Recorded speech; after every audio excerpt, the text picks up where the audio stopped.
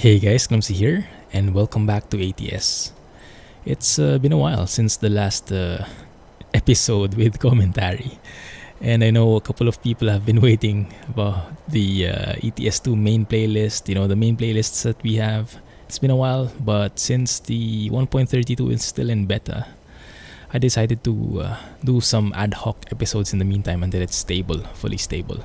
But here we are, doing a simple Sunday relaxing drive, and maybe we'll answer some questions on the way. And yes, that's the Clumsy trucking skin. I'll talk about that a bit as well. And we have the trailer here, which is the 3000R ownable trailer from Lucasi and what's his name, Faelandaea or something like that. Very complicated name, but very nice. Although it is a bit buggy at the moment. You can see from the front view here, if you look at the back of the trailer at the top, go a bit at the top, you'll see the license plate floating. You see it? Yeah, we call that an Easter egg. No, it's a known bug. It will be fixed in the next version. Maybe by the time you're watching this, it's already fixed. We will see. Anyway, let's go and do that drive. Do a bit of Q&A. It's been a while. And let's take a cargo. Nitrous cellulose. I have no clue what that is. That feels like something from liposuction. Probably not. Let's see. That is hazard class 4. I have no clue what that is. You guys let me know in the comments, right? But it pays very well, so I'm going to take it. Going to go from gallop to prim. And a little bit of update since the last thing I shared with what's been happening with 1.32. So with the latest beta build, they have been able to fix again the drivers, the economy. So I've rehired all my drivers, and seems like so far pretty smooth. Looks like it's working pretty well now. So don't worry if you haven't fired all your drivers yet. No need to. We have people who have been testing like 200 plus drivers and it's not slowing them down, so it's perfect. Let's do this. Enough yapping, start driving. I'm sure that's what everyone is thinking. Alright, let's go. How are we here? Let me go with mileage. Let's reset that. There you go. So let's see, we can determine our fuel mileage by the end of the trip. Good. So I'm going to talk a bit about the mods that I have enabled here. Some of the prominent ones. So this one in particular, you might be familiar already. I think I did the mod spotlight on this. The Volvo VNL 2018 version 2.x. This is 2.4 currently that I'm using, which is actually, I think, like oh, wait a minute, how do I get here? Oh, I just drive through. Okay, perfect. This is, I think, realistically, even if it's named Volvo VNL 2018, I think it's the 2019 version. Correct me if I'm wrong. But the VNL 2 point something by Galimim, I think is the 2019 in real life. So it's a bit confusing to me. But I'm going to keep calling it 2018 just because that's what Galimim, the quote-unquote mod author, calls it. Just to keep it consistent, right? And I call it quote-unquote. I have air quotes there because the mod is originally by Frank Peru, but it's been optimized by Galimim. And yes, it's one amazing truck. My only gripe about it was it had too bright windshields. The exposure was too much. Is that good? It's a bit weird hauling a reefer into this place. Doesn't feel safe. Like I won't feel safe putting food here after taking in this cellulose, whatever that is. But fine. Good. Let's load it up. And we are loaded. Yes, I wonder how they loaded that from the top. Well, they had to open it from the back like this. And this trailer even has these what do you call them? Arrow thingies at the back. Very nice. This was found by Alex, and it's a pretty famous mod right now in the Steam Workshop for ATS. Go and take a look. It's the 3000R trailer by Lucasi and Faelandaea. or something, as I mentioned. Do not know how to pronounce it. Has a couple of options, like different freezing units in front. That's how we call it. I chose this carrier model, which looks pretty cool. Goes pretty well with this truck. And this truck is a 53-foot trailer. You can see even the mud flaps, wabash, everything realistic. Even has stickers on the side there. And the axle can be raised at the back. I don't think we need that though. But yeah, for me the real highlight, the one we've been looking for, are these aero thingies at the back. I always forget the name. These foldable things. Looks so cool. Yeah, and coupled with the Clumsy trucking skin, of course. So I put in a compatibility update quickly to make the Clumsy trucking skins compatible with these beautiful trailers. It's just, and I figured out it was just like adding 2 lines of code in the skins that I had, so we can easily have that now. And if you don't know how to download this yet, this is also in the Steam Workshop, the Clumsy trucking skins, right? So no worries there. Why is the engine weirding out on me? Okay, we're good. 480 miles. Let's do this. Hopefully the engine is not too loud. But if it is, let me know and we will adjust it on the next video. Not on this one.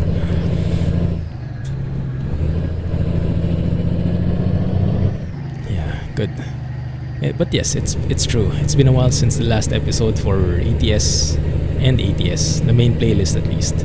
We've had a couple of silent trucking, we've had a couple of mod spotlights and 1.32 specific updates.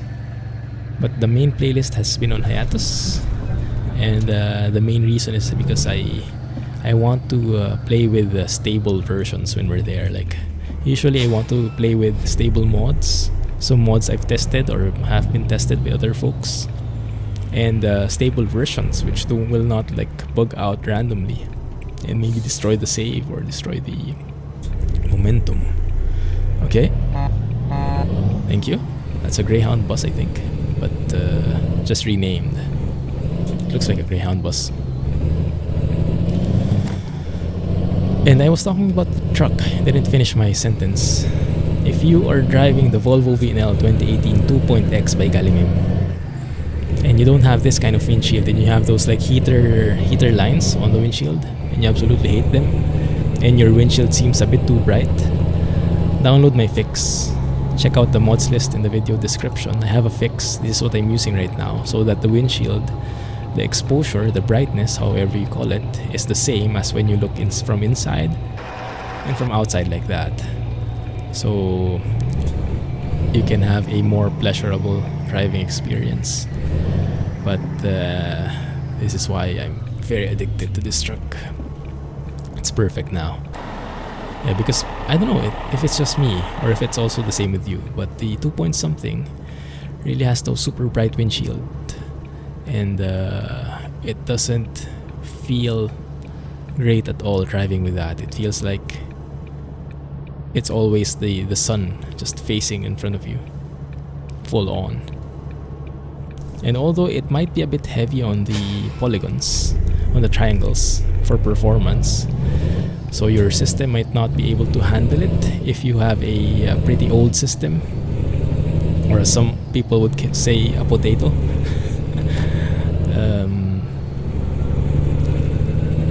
If your system can handle it, it will be super worth it, because look at that, the detail of this interior, right? Look at the detail of the exterior. Wait a minute, let me go on a straight road. We don't want to. I'll show you. We'll take a photo right here. Well, of course, when we're on top of a bridge. I love taking bridge shots. Let me go here. That should be perfect. After that, yes, that should be good. So let's look at the exterior.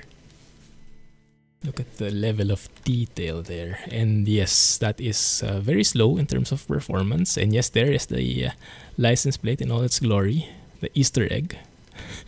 But that's to be fixed in the next version. How do we hide that? Oh, that one. Okay, that's perfect. Yeah, so we just scroll down there so you don't see the license plate at all, like that maybe. Yeah, that's perfect, right? Oh, I love that. Of course, black, blue, and white. Perfect combination for colors.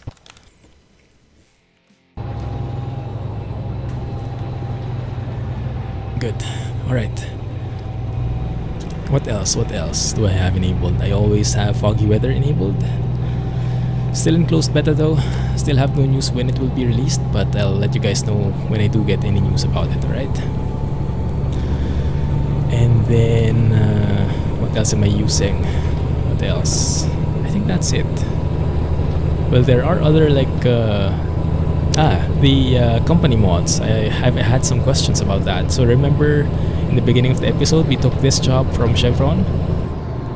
And normally you would be getting it from, I don't know, Gallant or some of the other fictional gas companies. So I'm using P16's 3D logo mod, or something like that name, which replaces the companies with their real-life counterparts. And it's a very, very immersive mod because it not only changes the companies, it also changes their logos, even the 3D things. Look at that Walmart 3D logo, right? And so it's super complete. It even has like Walgreens, I think it has as well. But the famous brands in the US, even I know them, so they must be pretty famous. Because I'm not from the US, as you guys can maybe tell from my accent. But yes. And all of those are in the mods list. In case you haven't seen it, mods list, the link is in the video description. Just make sure to select the ATS tab, because by default it loads the ETS2 tab. The Google Sheets file. Okay, alright. Some more focus on the trailer. I love that one. If you look at the side mirror, there's that green thing that is kind of sticking out there and makes it super visible, and that's actually intentional. I remember I asked that about stream. I asked that in the stream one time, and you guys told me that it's really there for the purpose of the driver, so he can check if the refrigerating system, because it is a reefer after all, is still working. So if it's green, it's good. I guess it turns red if it's incorrect or something. Oh, and there's something that's going to pop up. We're approaching a way station. You should hear a different sound.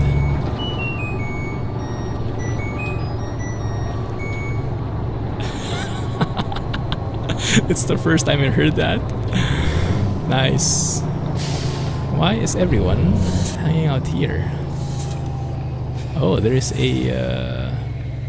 there's an accident. Oh no, they're just trying to merge in. Okay, well, I'm going here.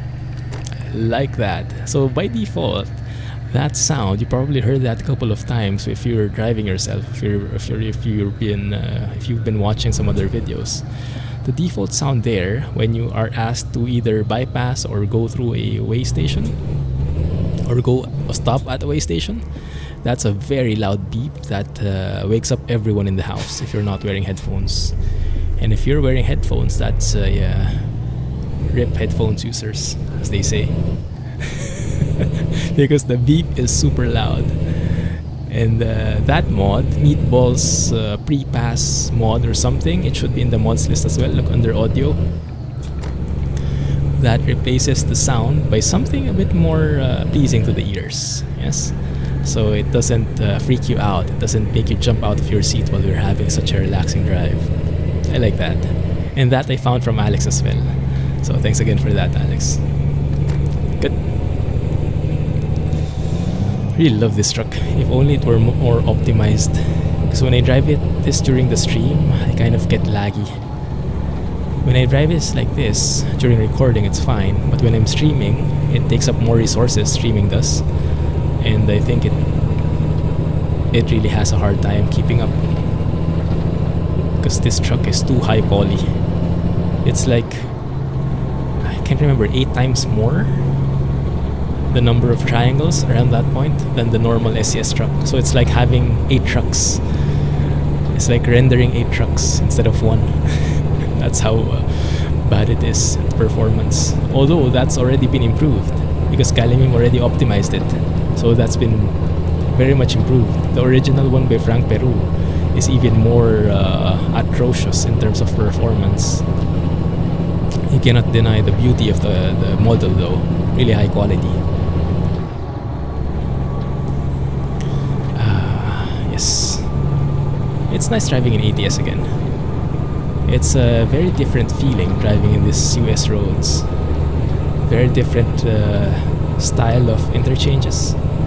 Very different style of trucks. Yeah. And actually I might do that soon. So who was it? Was it Phantom? I think it was Phantom. One of the viewers was telling me it's different when you're shifting in European trucks in ETS and when you're shifting in US. So when you're switching between the low and high splits, in European trucks you have to step on the clutch so that it recognizes the shift change.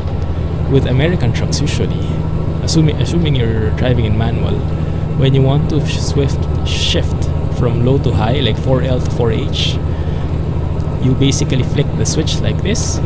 You might hear it like that. You let go of the accelerator of the pedal and it automatically changes. You don't need to step on the clutch. And that's the main difference. And that can be simulated in the control section of the game. Should I show you? Let me show you because I'm planning to do that soon. Controls here, if you're using an H shifter. Right now I'm using automatic because this truck is automatic in real life. It doesn't even have a clutch. But just for the sake of it, let's enable that so I can show you. So with US trucks, this one. So you have to go to advanced here, and the fast split should be clutch or throttle for US trucks. For European trucks, it should be clutch press. That means only shifting when you actually step on the clutch. With the US trucks, it can be either just releasing the throttle or stepping on the clutch. So that's like floating gears or however you call it. And I'm going to switch to that eventually. Oh crap. I forgot to set back to automatic, my bad. Thank you. And I'll show you. So if you look at the pedals below, you see an accelerator, a brake, and no clutch. Yeah. So no clutch whatsoever for this truck. All automatic. Good. Alright, so finally let's start with our Q&A. Yeah, we still have a lot to go. Thank you. Alright, so it's been a while since I answered the last question. I know, sorry about that, but here we are. We're back. We start with Sulfur. Sulfur had some questions. It's basically like, what is your favorite company for, and the different products, kind of. So the first is cars. What is your favorite company for cars? And he says trucks don't count. Well, I'm an Asian. I mostly got exposed to Asian brands, Japanese brands, Korean brands, a little bit of US and European brands, but not very much. I mean, even like Seat, which I heard is a Spanish brand, I have not heard of since until last year. So I've been living for 31 years without hearing of the brand. So that's how different the market is in Asia. Or maybe I'm just clueless. Maybe both. But because of that, my favorite are Japanese brands. My personal favorite is the Honda. I'm sure you guys know that. And I'm not sure how good or bad an impression you have of it over on that side of the pond where you're at. But from where I'm from, Honda is a very reputable... Oh, rip. Yeah, trailer actually got detached by force. Someone was clumsy trucking. Glad it's not me this time. So, Honda is a very reputable brand here. Well, in Manila, where I'm originally from, and where I started driving. And my favorite in particular, if you're talking about a particular car model, is the Honda Civic SIR. It's the 1990 model, I think. And if you just Google that, Honda Civic SIR, as in Sir, 1990, you'll see how it looks. It's the classic Honda Civic from the 90s, but with a twist. It's like the, how do you say, it's like the sports version. It's the more powerful version of the Honda Civic. And if you look at there were like specific or special colors for the SIR. Maybe just one? No, I think two. Orange and green. I have the orange one. I had the orange one before as my car. Yeah, I had an orange car. But it was very iconic, you know. If you had like a Honda Civic that was orange, most probably that was an SIR, and it's like, wow, SIR. You know, it's like a status symbol. And it's not like I raced or anything, but you know, the feeling of having a powerful car and a Honda Civic. So it's not like luxurious or anything, but it is pretty cool. Yeah, it's like every man's car. Not really. That's maybe Toyota. So my favorite is Honda, followed by Toyota. For more practical terms, I probably will get a Toyota. If I'm indulging myself, I'll probably get a Honda. So, but yes, as you might have noticed, I'm a very simple guy when it comes to that. I don't like the luxurious brand Porsche, Ferrari, Lamborghini, all the Inis. Not really. I mean, they're cool and all, but I would not drive them in a real road. It will just be too much to maintain, too costly. It really doesn't. I mean, having a simple car gets me to where I need to go anyway. Might not give me the same driving experience, but still a driving experience, a decent one. So it might be cool to have super expensive cars, but for practical purposes, long-term purposes, give me a Honda or a Toyota any day. And speaking of maintainability, Toyota is like the most, how do you say, robust, maintainable car brand that I've ever heard of. Everyone is saying you can pick up parts from anywhere you are. At least that's in the situation in Manila. It's like one of the most common cars there, common brands, and like all repair shops have parts for Toyota, and it's very cheap. You don't have to import anything. You don't have to. Yeah, it's super available, readily available. So if you want practicality, that is the model of choice. In particular, the Toyota Vios. At least before it was a subcompact car that's very reliable and doesn't look half bad. So yes, those are my two choices. What are yours? Let me know in the comments so we can see how different it is from where you are in which part of the world. But yeah, definitely not a sports car, definitely not a luxurious car. I want more practical cars, you know. It doesn't have to be super fancy, it doesn't have to fly, so I like it. As long as it has a nice dashboard. As long as it drives pretty well, it's sturdy, it's maintainable, and doesn't look half bad. I'm good with that. But thank you for that question. The next one is electronics. So favorite company for electronics. And electronics is a very, very vast term. Very vast, how do you say, genre. Like what kind of electronics? Home appliances? Gadgets? Computer parts or whatnot. So I'm going to assume something, right? I'm going to, or maybe I'm going to say some brands that I like. And we'll just leave it at that.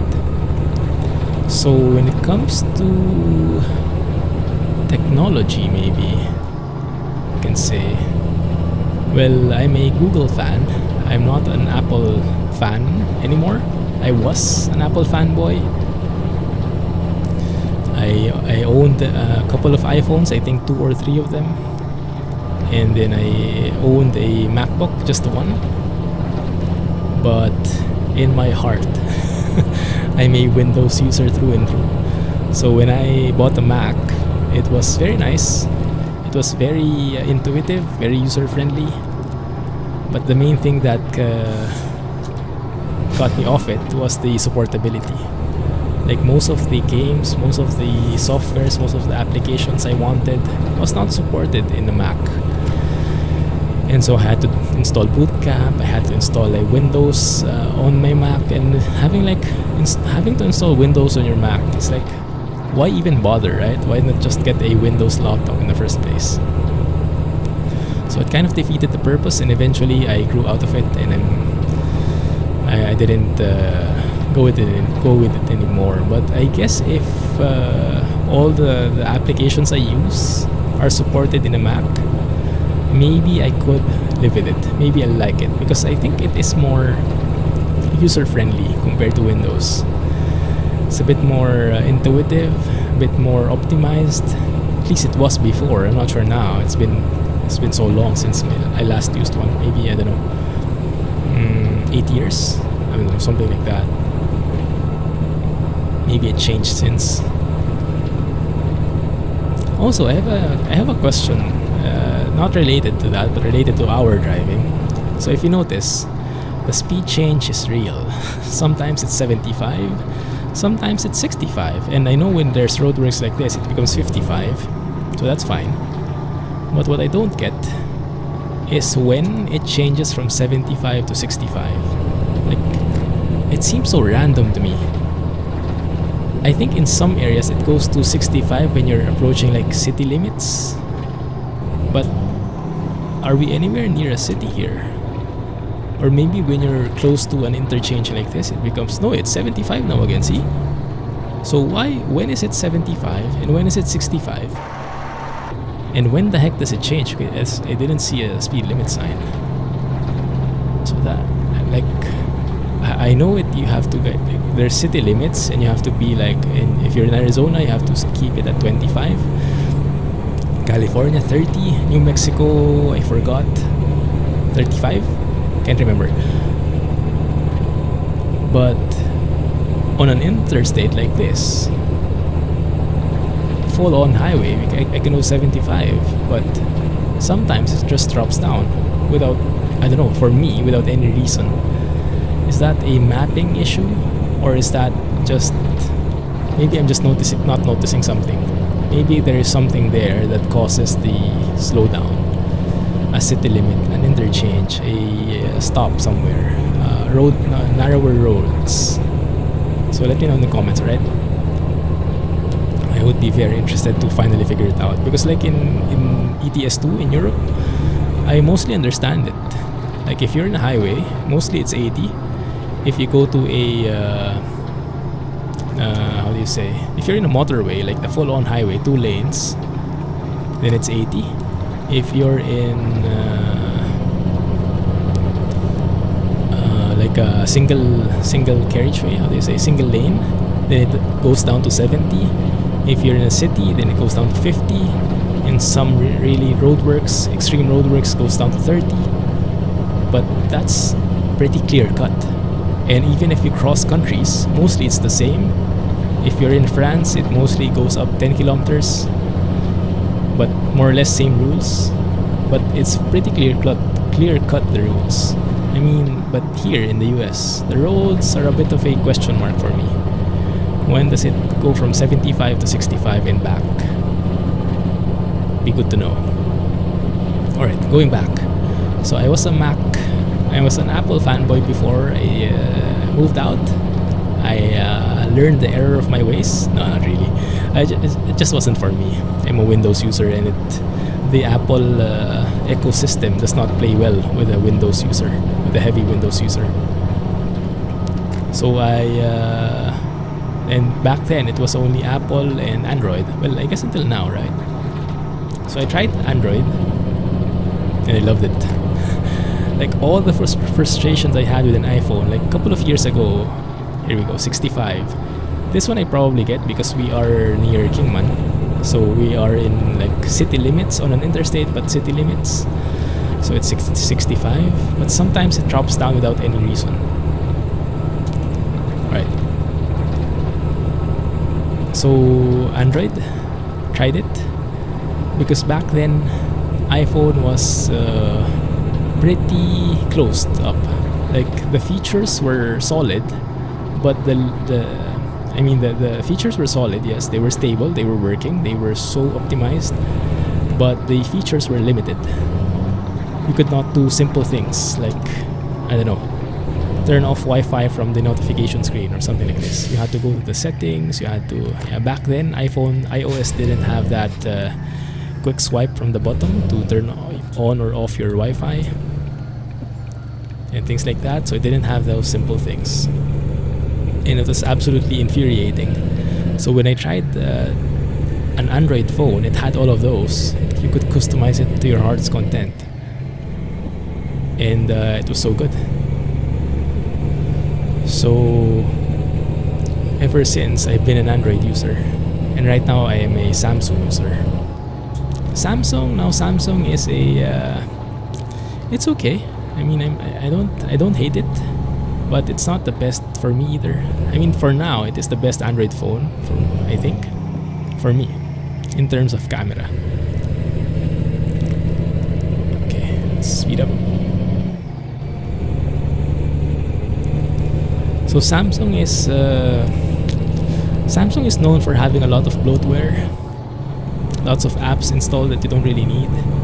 They want to get you into their ecosystem, away from the Android, away from Google, but more into Samsung specific ones. Like, you know, instead of Google Assistant, they have Bixby, things like that. And I'm not a fan.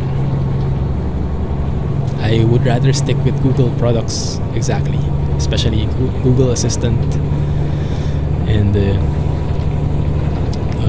what else? The Gmail or Inbox by Google, and not the mail application from Samsung, things like that. So I'm more of a Google fan than Samsung, but I chose Samsung because it has, at least in my point of view, the best cameras. Yeah, and the cameras are very nice, very high quality, very effortless, just point and click and it looks good. Now granted, I know that with the recent phones, the competition is getting pretty steep. So Google, what was that brand? There's a new brand that has a very nice phone camera. I can't remember, but yeah, everyone is stepping up their game. But I don't know. It's nice to have a Samsung, but it can get pretty bloaty sometimes. Lots of things that you don't really want that need to be there. And through the years, they have been trimming that down. So less bloatware than before, but there is still some. So if I had a choice, maybe I'll stick with although, no, to be honest, I also like some of the quote-unquote bloatware from Samsung. I just realized. Is it raining? Yes, it is. Okay. Are we getting drops on our windshield? I hope we are. Yes, just a bit. Let's turn on the wipers when it gets too much. And let us turn on our headlights. So, what I like about Samsung is some of their features are very nice. Like the iris scan. I think they're the first ones to have that, and it's very useful. It's very hassle-free. And what I like most is their browser. Their browser is super fast. Like on my mobile, I don't use Google Chrome. I use the internet from the Samsung phone because it's very fast. And what I like about it the best is it integrates the biometric scanners, like the iris scanning and the fingerprint scanning. It integrates that with the login to the websites. So when you log into Facebook, when you log into different sites which require username and password, your Samsung phone can remember those. Like it can act as your password manager, and you can simply scan your fingerprint or scan your irises, and it will automatically fill in the username and password for you. So it's very, very hassle-free, and everyone knows typing in a phone is not the best thing. Turn on our wipers. So yeah, I like it. I think that's the main feature that I like. There are some others, like some gestures that I like as well. Ooh, Hoover Dam. We're going pretty fast.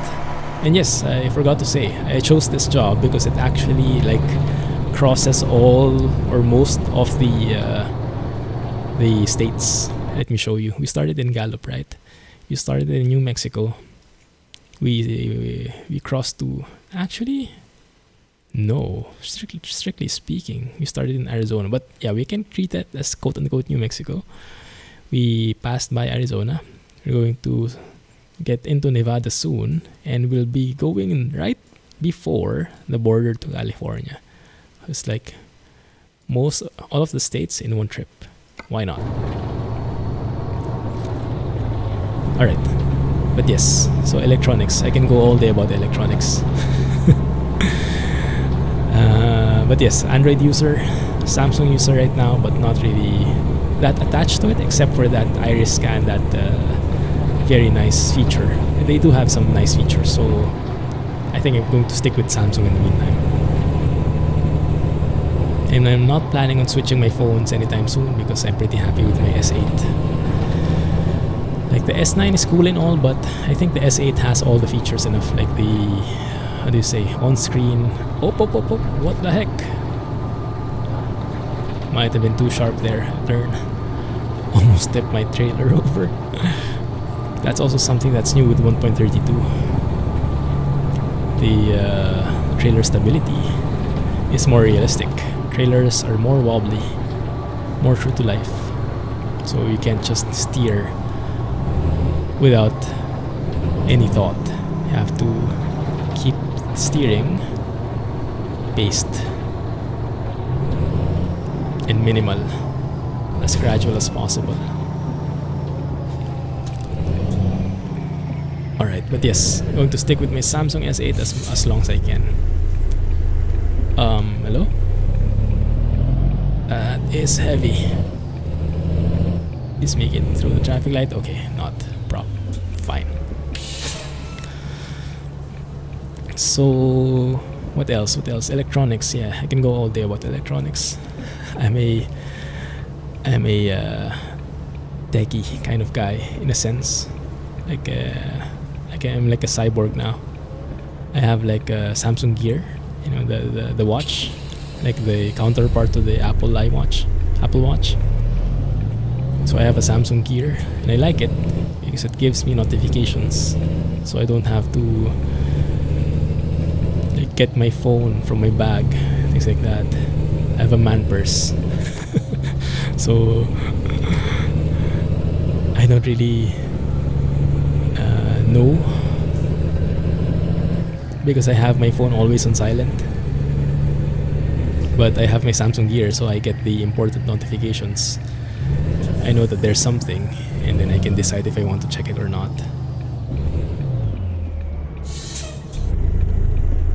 There we go. And yes, I stopped now before the red light, before turning right on red, because I know how to follow the rules now. At least I try to. Is it still raining? I think it is. Just very light rain. Welcome to Vegas, guys. Welcome to Vegas. Nice skyline there. City skyline. I have to move left though. Oh man, I'm on the wrong lane. Sorry. Well, maybe they'll give a bit of allowance to a truck. I blame this guy. What car is this? A Chevy? No, it's a... I'm not sure. What is that, guys? It's very familiar. Okay. What else about electronics? Yes, I have a Samsung Gear on my left hand. I have a Fitbit on my right hand. And I know the Samsung Gear can also count the steps, but Fitbit is better at it. So I have a simple band that doesn't have a screen, you know. I think it's called the Fitbit Flex. Simply counts the steps and has like LED indicators for how far you are into your goal, which my goal is like 10K per day. And it's pretty helpful, pretty useful. It also tracks your sleep, so I can try to get better sleep. I try to consciously get better sleep, so I don't disregard it, because sleep is important. Don't let anyone else tell you otherwise. Sleep is essential. It's not weak to sleep. It keeps you at the top of your game. Gives you enough brain power to think properly. Gives you enough muscle power to work, to move properly.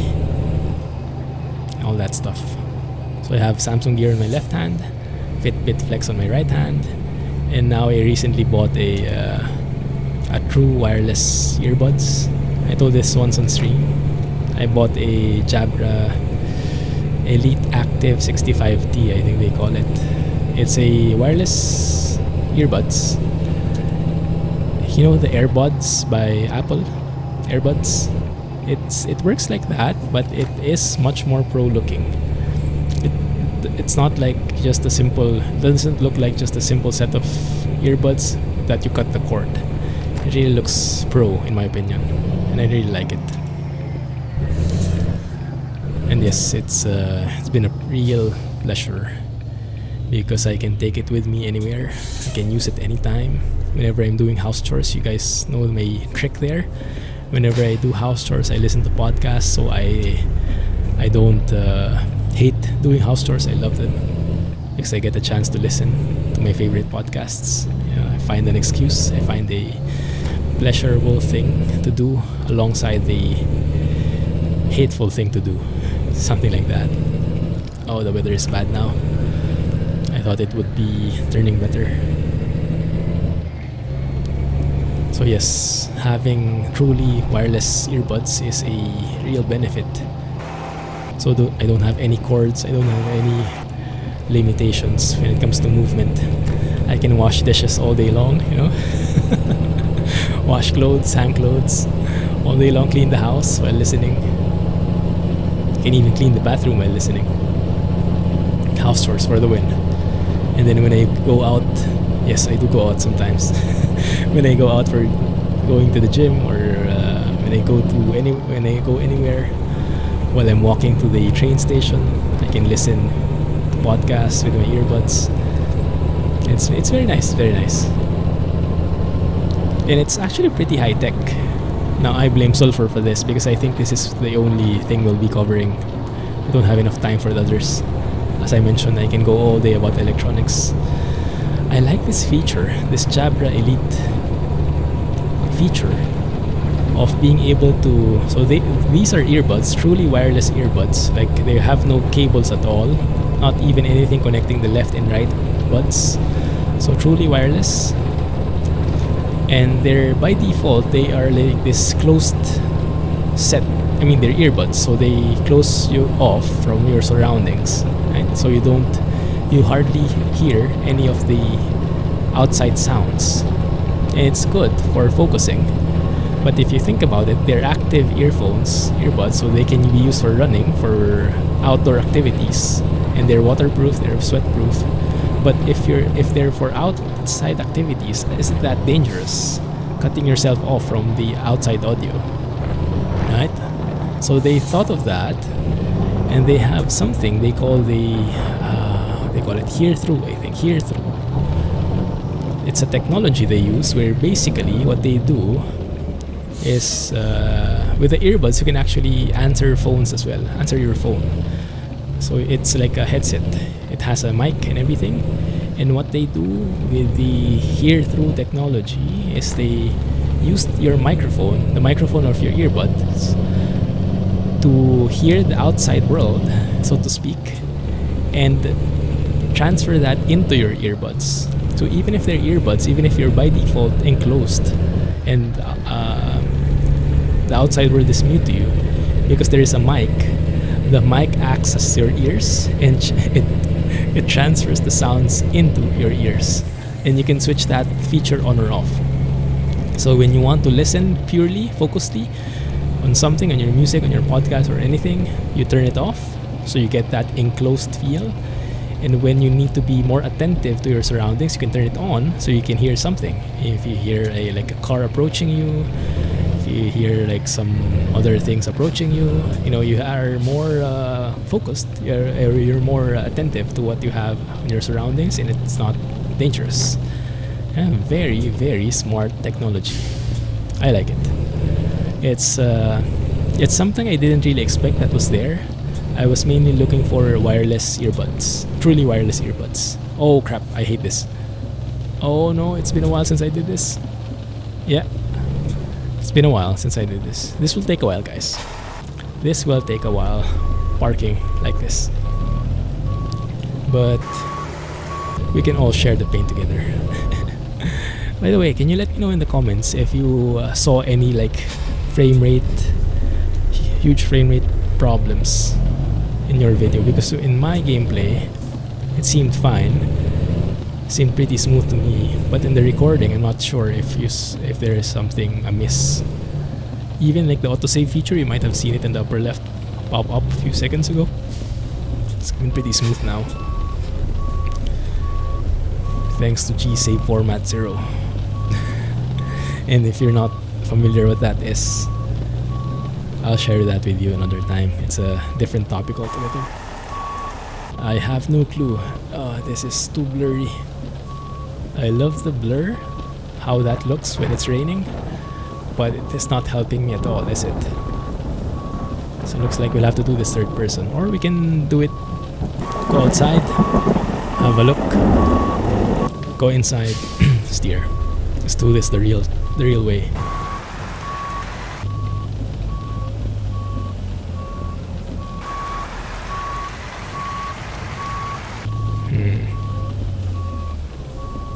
This is actually, this is,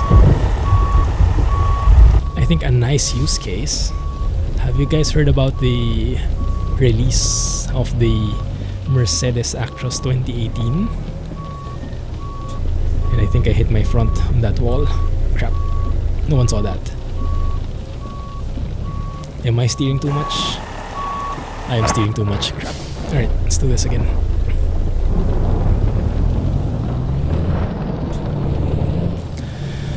Do this again. I wish it wasn't raining. Would have been a little bit easier if it wasn't. Anyway, we get what we get. The life of a trucker, right? But yeah, the Mercedes Actros 2018, where you can, where the truck doesn't even have mirrors anymore. Imagine that, no side mirrors.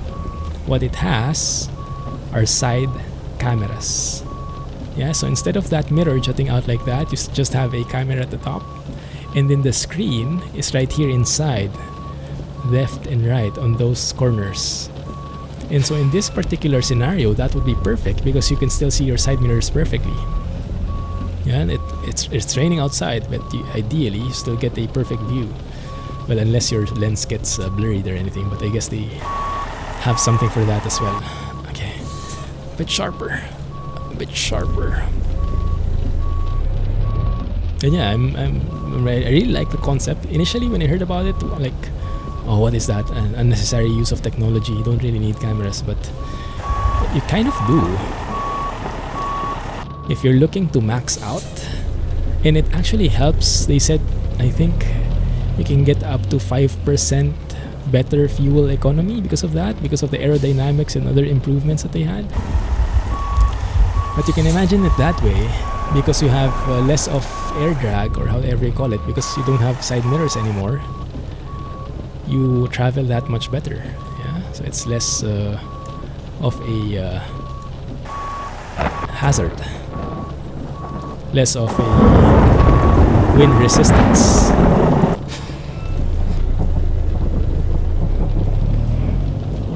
actually a very smart thing to think of. It's the first time I've heard about that.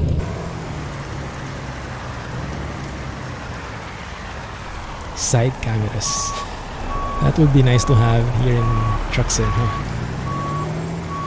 I guess that could be modded in. It shouldn't be hard. Just change the position of the mirrors. Look at it like it's a camera and things like that. Okay, that looks good. I have no clue what that other side looks like.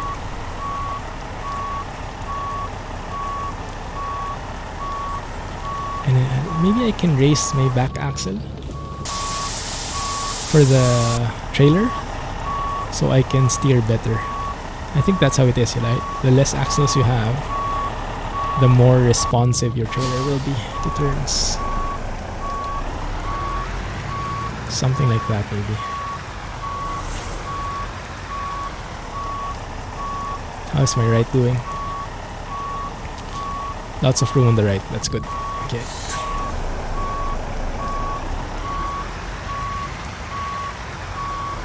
Okay, turning. And turn it back like so. There you go, autosave on the upper left. Didn't even feel a stutter anywhere. Super smooth. And that's because of G-Save format 0. That's a default value. I might hit this, but we'll try. We will try. Keep it sharp. Actually, I think I'm hitting something already. Might very well be the case, but we can force it, maybe. Yeah, there we go. Hit something. Just a slight nudge. That's fine. There we go. How the heck did that accept? No, let's make it proper. So let me tell you, since this will take some time anyway. G-Save format 0 is a parameter in the console.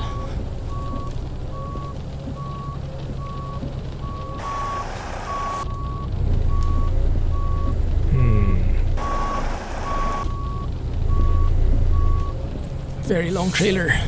Just enough space to fit in here, I think. There you go. It's a parameter in the console that requires you... Well, it's the way the game saves, basically. Save format. And by default, it saves in binary. That is like the native way of saving. But it has an option. If you make the save format 2 instead of 0, or instead of 1, it saves it as plain text. That means something that is readable in our eyes. Yes, like English or however. But that has an additional processing requirement. So when you make it save format 2, it causes the game to slow down or stutter whenever it saves because it has to do that additional translation. Like you can think of it as it saves it in machine language, not really literal sense, but you get what I mean.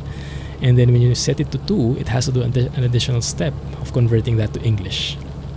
So that causes a bit of stutter. And the one I have right now is 0. And that's why it's pretty smooth. So maybe your question is, why do I even have to put it to 2? Right? Well, before you needed to put it to 2 because that was the only way for third-party applications to have access to your save game. Because remember, if it was like in a quote-unquote machine language, save game editors and other third-party applications cannot use them, will not have access to them. I didn't even see what price we got. Fuel economy 6.3. Okay, that's fine. 6.3 miles per gallon. And let me just finish that topic on G-Save format, and then we'll end the episode. Okay, let's go to the mechanic.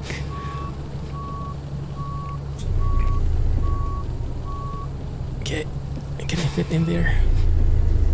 Might still not be enough. No, I can actually. Nice.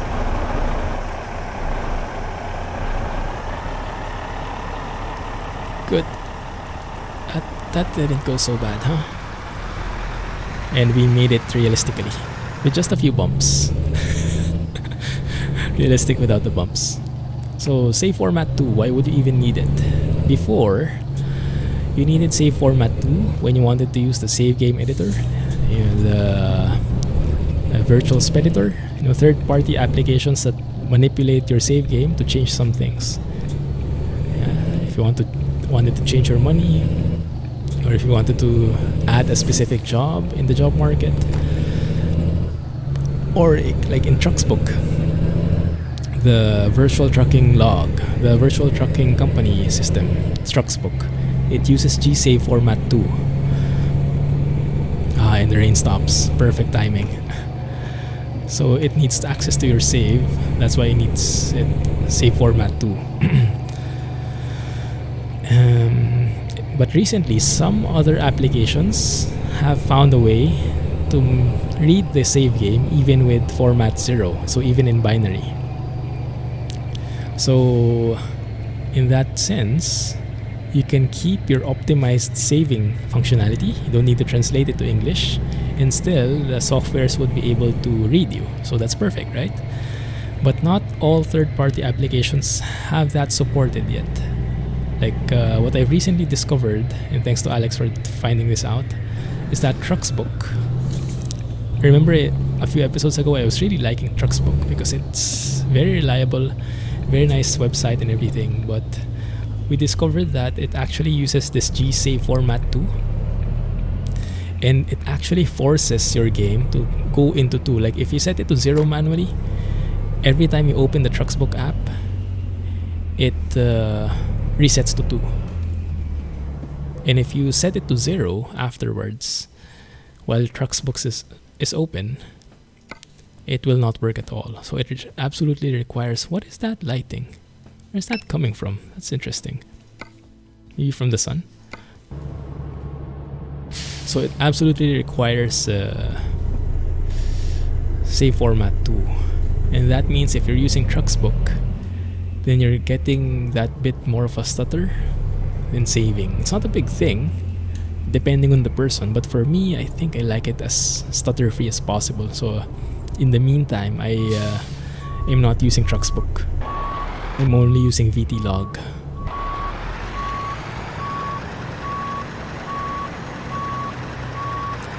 Good. So I'm not sure. I hope and I posted this on their forums, and they know about this. And they said they've been trying to do that for... Skybox bug is still there. Crap. And that's an entirely different topic. So, yes, they said that they've been trying to do this for a long time to be compatible with save format 0, but it's not yet there. So I stay off it in the meantime. Although, to be fair, not everyone has that stutter, even if in save format 2. So it depends on you. So try it first. If it doesn't trouble you, that stutter when autosave hits, then it's fine. You keep on using Trucksbook. But if you're encountering problems, you try out 0, save format 0, and you like it, then you decide on your own. Anyway, thank you for watching, guys. Hope you liked this one. It was fun finally getting to talk again and talk about stuff and answering your questions. So thank you, and catch you in the next video. We'll see how that looks like. Thank you for watching, and Clumsy Trucking, guys. Have a nice day. Don't forget to hit the like button, hit the thumbs up button, comment, share, check out my Patreon and everything like that. Thank you, and bye-bye. See ya.